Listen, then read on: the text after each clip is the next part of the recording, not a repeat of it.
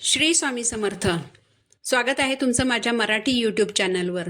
स्वामी महाराज तुमच्या सर्व चांगल्या इच्छा पूर्ण करोत हीच स्वामींच्या चरणी प्रार्थना करते आणि आज या नवीन व्हिडिओला सुरुवात करते. 26 डिसेंबर 2024 मार्गशीर्ष महिन्याचा शेवटचा गुरुवार. या गुरुवारी आपल्याला व्रताचं उद्यापन करायचं आहे. तुमचे 4 गुरुवार व्रत व्यवस्थित पूर्ण झालेलं आहे. त्यामुळे व्रताचं उद्यापन चौथ्या गुरुवारीच म्हणजे 26 डिसेंबरला करायचं आहे. 26 डिसेंबरला जरी एकादशी आलेली आहे तरी त्याच दिवशी आपल्याला गुरुवारच्या व्रताचं उद्यापन करायचं आहे. पण जर समजा तुम्हाला चौथ्या गुरुवारी कुठे बाहेर गावी जावं लागलं किंवा काही कारणाने चौथ्या गुरुवारी तुम्हाला व्रताचं उद्यापन करता आलं नाही तर तुम्ही 2 जानेवारीला म्हणजेच पौष महिन्याच्या पहिल्या गुरुवारी उद्यापन करू शकता. काहीच प्रॉब्लेम नाही. एवढंच नाही तर जर तुम्हाला पौष महिन्याच्या पहिल्या गुरुवारी देखील उद्यापन करायला जमलं नाही तर तुम्ही 9 जानेवारीला म्हणजेच पौष महिन्याच्या दुसऱ्या गुरुवारी देखील व्रताचं उद्यापन करू शकता. काहीही अडचण नाही, कारण पौष महिना हा काही वाईट महिना नाही. पौष महिना हा भगवान सूर्याला समर्पित आहे. या महिन्यात सूर्यनारायणाचं व्रत केलं जातं. बऱ्याच जणांना असं वाटतं की मार्गशीर्ष गुरुवारच्या व्रताचं उद्यापन हे मार्गशीर्ष महिन्यातच करायला हवं, पण असं काहीही नसतं. एखाद्या गुरुवारी अडचण आली तर आपण पौष महिन्यातही व्रताचं उद्यापन करू शकतो. तर आपल्याला 26 डिसेंबरलाच गुरुवारच्या व्रताचं उद्यापन करायचं आहे. अगदी एकादशी आलेली असली तरी व्रताचं उद्यापन हे 26 डिसेंबरलाच करायचं आहे. जर काही अडचण आली तरच किंवा जर तुम्ही सफला एकादशीचा उपवास करणार असाल तरच तुम्हाला पौष महिन्यात व्रताचं उद्यापन करायचं आहे. महिनाभर अगदी मनापासून आपण हे व्रत करतो, मनोभावे माता लक्ष्मीची सेवा करतो.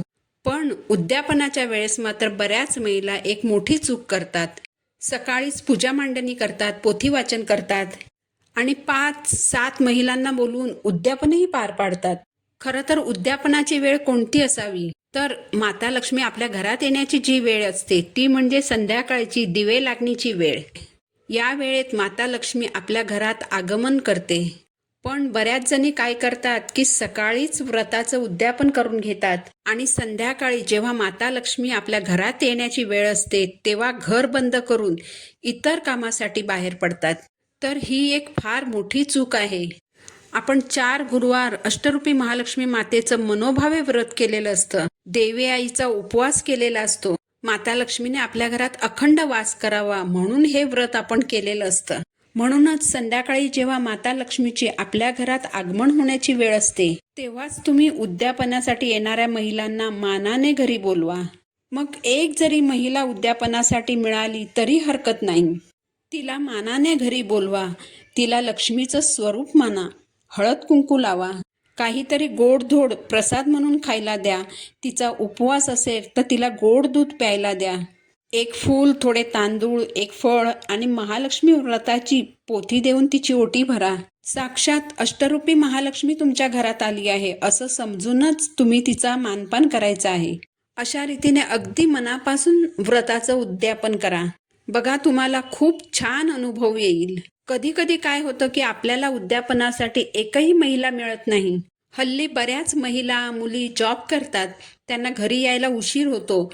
किंवा मग समजा तुम्ही जर नवीन ठिकाणी राहायला गेला असाल, तुमची कुणाशी फारशी ओळख नसेल, त्यामुळे जर उद्यापनासाठी महिला मिळाली नाही तर मग काय करायचं?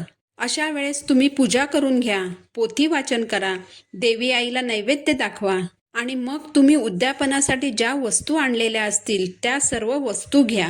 म्हणजेच तुम्ही फुलं आणलेली असतील, फळं आणलेली असतील तर ती घ्या, ओटीसाठी तांदूळ घ्या, महालक्ष्मी व्रताची पोथी घ्या आणि तुमच्या घराच्या जवळपास देवीचं जे मंदिर असेल त्या मंदिरात जा.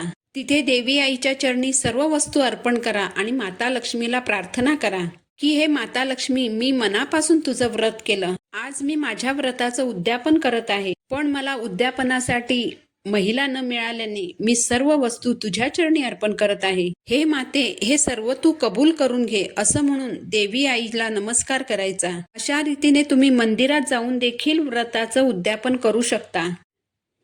मार्गशीर्ष महिन्यात एकदा तरी आपल्याला महालक्ष्मी आईची ओटी भरायची आहे. या अगोदरच जर तुम्ही ओटी भरली असेल तर उत्तम, पण अजून तुम्ही ओटी भरली नसेल तर 26 तारीखला शेवटचा गुरुवार आहे.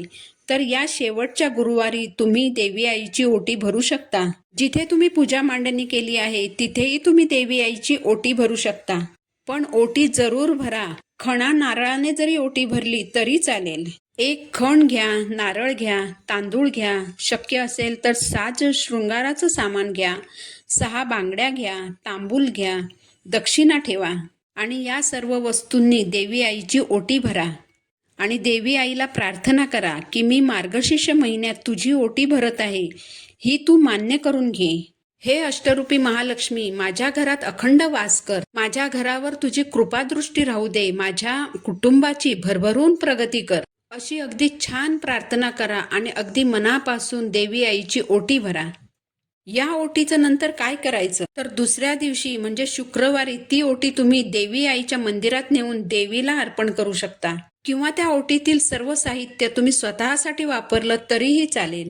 साडी तुम्ही स्वतः नेसू शकता, बांगड्या तुम्ही घालू शकता, वेणी थोडा वेळ का होईना स्वतःच्या केसात माळा, फळं असतील ती प्रसाद म्हणून तुम्ही खाऊ शकता. यामुळे अष्टरूपी महालक्ष्मी मातेचा कृपाशीर्वाद तुमच्या घरादारावर, तुमच्या कुटुंबावर सदैव राहील. मार्गशीर्ष गुरुवारी कलशावर पुजलेल्या नारळाचं तुम्ही काय करता? तुमच्याकडे काय पद्धत आहे? तुम्ही नारळ वाढवता की विसर्जित करता? बऱ्याच ठिकाणी पुजलेल्या कलशावरचा नारळ फोडून प्रसाद म्हणून खाल्ला जातो. नारळ हा इतर फळांसारखा कापून खाता येत नाही. नारळावर शस्त्रप्रहार करून नारळ फोडावा लागतो. माता लक्ष्मीचं मुखकमल म्हणून आपण तो नारळ कलशावर ठेवलेला असतो. 4 गुरुवार त्याची पूजा केलेली असते. म्हणून कलशावर पुजलेला नारळ विसर्जित करावा. ही माहिती तुम्हाला आवडली असेल तर व्हिडिओला लाईक करा, चॅनलला सबस्क्राईब करा. पुन्हा भेटू नवीन व्हिडिओसोबत. श्री स्वामी समर्थ.